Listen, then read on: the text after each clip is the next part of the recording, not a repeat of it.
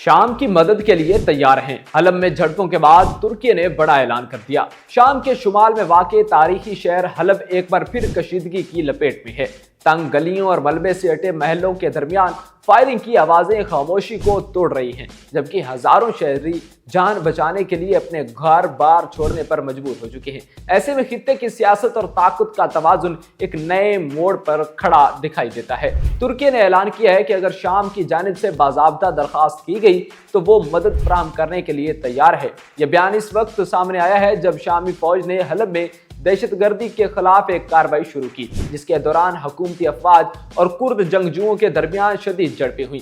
ترک وزارت دفاع نے جمعے کے روز ایک بریفنگ میں واضح کیا کہ حلب میں ہونے والی کارروائی مکمل طور پر شامی فوج نے انجام دی ہے اور اس میں ترکی کا کوئی براہ راست کردار نہیں ہے۔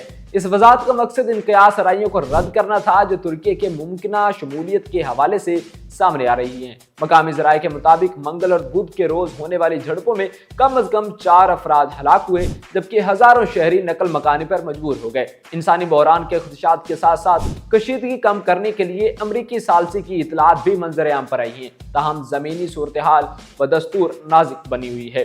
انقرہ دمشق میں قائم عبوری انتظامیہ کا سب سے مضبوط غیر ملکی حامی سمجھا جاتا ہے اور شمالی شام میں اس کی نمایاں فوجی موجودگی ایک درینہ حقیقت ہے۔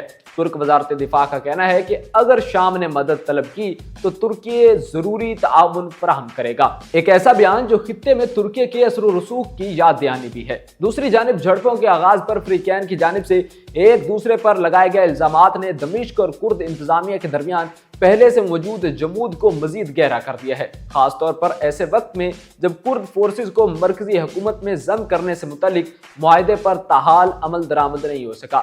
ترکی کرد جنگجوؤں کو دہشت گرد قرار دیتا ہے اور اس نے واضح کیا ہے کہ اگر وہ شامی حکام کے ساتھ انضمام کے عمل میں شامل نہیں ہوتے تو فوجی کارروائی کا امکان موجود ہے۔ جبکہ دوسری طرف ترک پارلیمنٹ کے اسپیکر نے انقرہ میں پارلیمنٹ کے اجلاس کے دوران کہا کہ ترکی شام میں ہونے والی پیش رفت پر لمحہ بلمحہ نظر رکھے ہوئے ہے۔ ان کے الفاظ میں صورتحال انتہائی نازک ہے۔ انہوں نے زور دیتے ہوئے کہا کہ ترکی حلب میں جھڑپوں کے فوری خاتمے اور امن و استحکام کے قیام کے لیے ہر ممکن تعاون فراہم کرنے کو تیار ہے۔ مزید ایسی سٹوریز کے لیے ترکی خبر کو لائک، فالو اور سبسکرائب ضرور کیجیے۔ اپنے میزبان عدنان شمیر کو دیجیے اجازت۔ اللہ نگہبان۔